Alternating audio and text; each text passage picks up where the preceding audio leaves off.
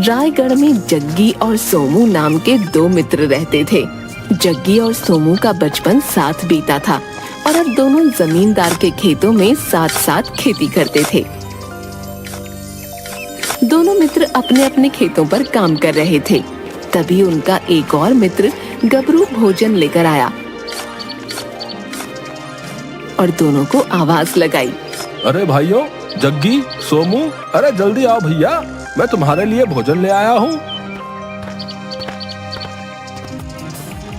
दोनों आ गए और खेत में ही जमीन पर बैठ गए। गबरू, तू भी बहुत मदद करता है। अरे भैया, मैं कछु ना करूँ भैया। अब तुमने हमें सहारा दियो है, अब हम इतना तो कर ही सके हैं भैया, बाकी कछु और करने लायक तो है ना। अरे ऐसा नहीं है गबरू, तुम हमारे मित्र हो भाई। हाँ, लेकिन तुम हमें सहारा दियो है, ये तो सच ही है। कभी कभी तो हम सोचे रहे कि हमें भी स्कूल जाना चाहिए। हाँ, हंस लो भैया, हंस लो है, इसीलिए तो हम स्कूल से बाहर आए हैं, क्योंकि सब हमारी लंबाई पर हंसे रहे। हाँ, चलो अब तीनों भोजन करते हैं। हाँ भैया, जय हुई ना बात। जग्गी, सोमू और गबरू तीनों भोजन करने लगे। गबरू दोनों को अपनी बातों से हंसा रहा था।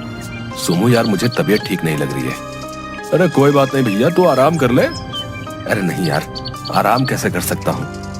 अरे यार, आराम करके तुम हमसे कुछ कहा करो। हाँ गबरू, क्योंकि तू बहुत काम करता है ना, दिन भर इधर से उधर चप्पलें तोड़ते हुए घूमते रहता है और लड़कियों को ताड़ता है। भैया, तुम भी कुछ भी कह देते हो हैं?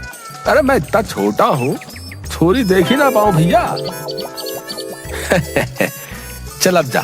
सोमू भाई, मैं कर लूंगा यार काम। अरे भाई, जब तेरी तबीयत ठीक नहीं है तो मरना है क्या? लेकिन आज नराई करना बहुत जरूरी है, क्योंकि फिर पानी भी लगाना है। अरे कोई नहीं, मैं तेरे खेत का भी काम कर लूंगा और गबरू मेरी मदद कर देगा।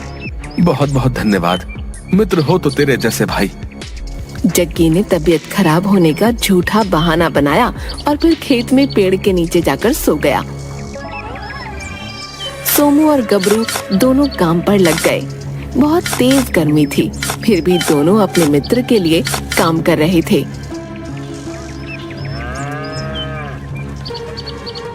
शाम को जग्गी सोमू और गबरू के पास गया और कहा, अरे तुम दोनों ने आज बहुत काम किया है, अब तुम्हारी तबीयत कैसी है भैया? मैं बिल्कुल ठीक हूँ। मैं इसलिए तुम्हारे पास आया हूँ कि अब तुम दोनों जाओ और आराम कर लो। अरे नहीं, मेरे हिस्से के खेत में थोड़ा सा काम बचा है, मैं ये जरूर करूंगा। तुम दोनों ने मेरे हिस्से का काम किया, इसलिए मैं अब तेरा काम कर रहा हूँ। तुम दोनों जाओ और आराम कर लो। नहीं, इसकी कोई जरूरत नहीं है। अरे अब जा भी है। जग्गी ने सोमू और गबरू को जबरदस्ती भेज दिया। दोनों पेड़ के नीचे जाकर सो गए। जग्गी अकेले बहुत खुश हो रहा था। अब आएगा ना मजा, जब जमींदार आएगा और ये दोनों सोते हुए मिलेंगे। वाह, मेरी तारीफ होगी और बहुत तारीफ होगी। आहा। जग्गी खेत में सिर्फ दिखाने के लिए काम करने लगा और तभी थोड़ी देर में वहाँ जमींदार आ गया।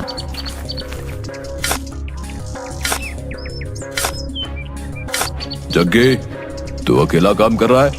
वो दोनों कहाँ हैं? वो अभी आ रहे हैं। कहाँ गए हैं? क्या हुआ? तू मुझसे क्या छुपा रहा बे? वो दोनों पेड़ के नीचे सोए हुए हैं। वो सुबह से सोए हुए हैं। मैंने अपने हिस्से का काम कर लिया है और अब मैं सोमू का काम खत्म कर रहा हूँ।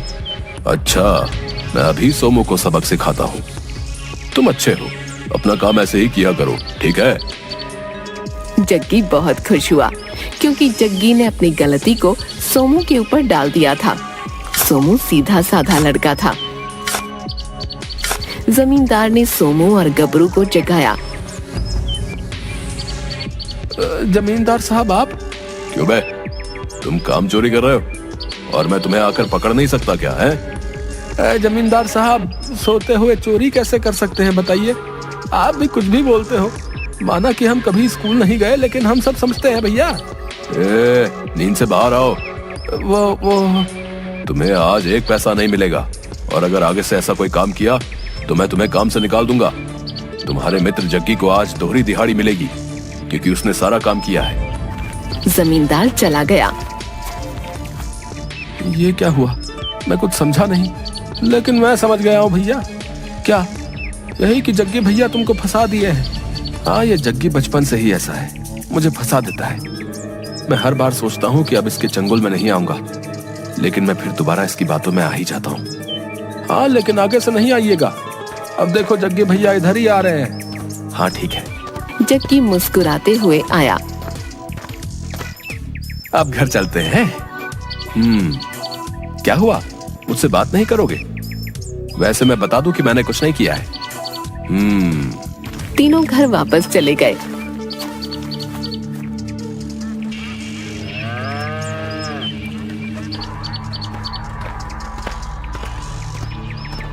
एक सुबह जग्गी, सोमू और गबरू तीनों जा रहे थे।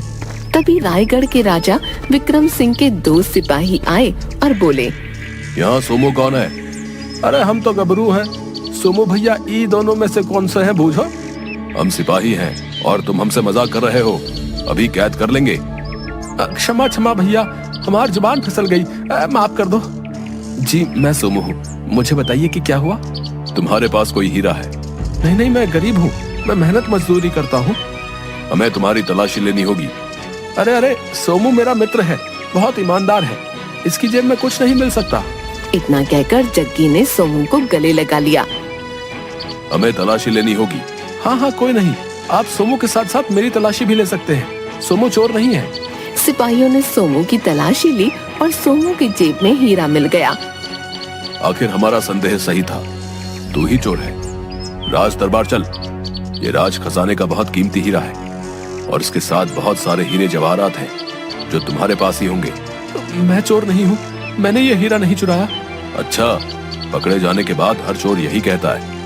मैं सच कह रहा हूँ, मैंने कुछ नहीं किया है। मुझे तो तुम्हें अपना मित्र कहते हुए शर्म आ रही है। तुम ऐसा करोगे? मैंने सोचा भी नहीं था। मुझे अब तुमसे कोई मतलब नहीं है, तुम चोर हो। सिपाहियों ने सोमू की बात नहीं सुनी और उसे पकड़ कर ले गए।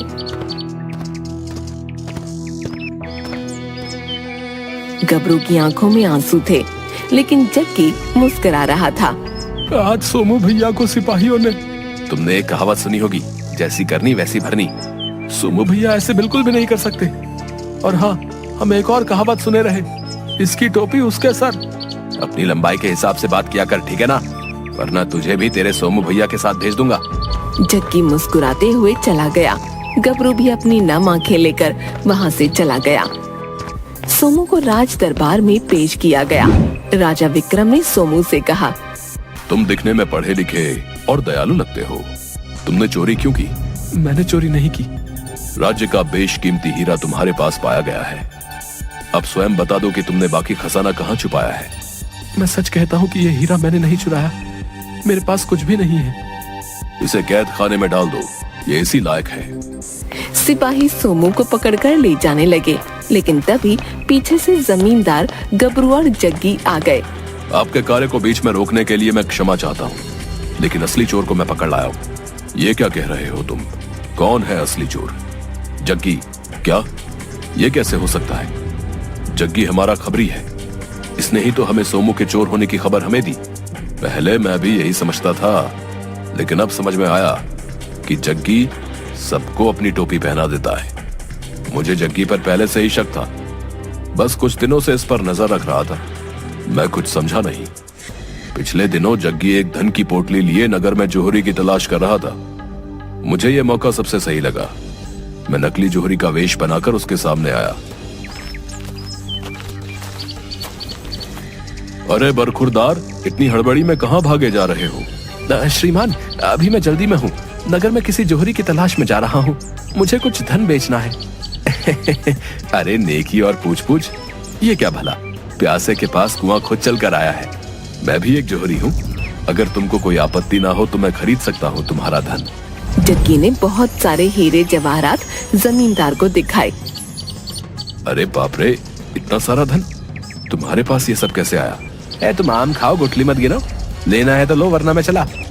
तभी गबरू भी वहाँ आ गया और जमींदार अपने असली रूप में जग्गी के सामने आ गया, जिसे देख जग्गी घबरा गया। अरे जमींदार साहब, आप क्यों, भांडाफोड़ हो गया ना? मुझे तुमसे ये उम्मीद नहीं थी, लेकिन अब तुम्हें इसकी सजा तो राजा साहब ही देंगे।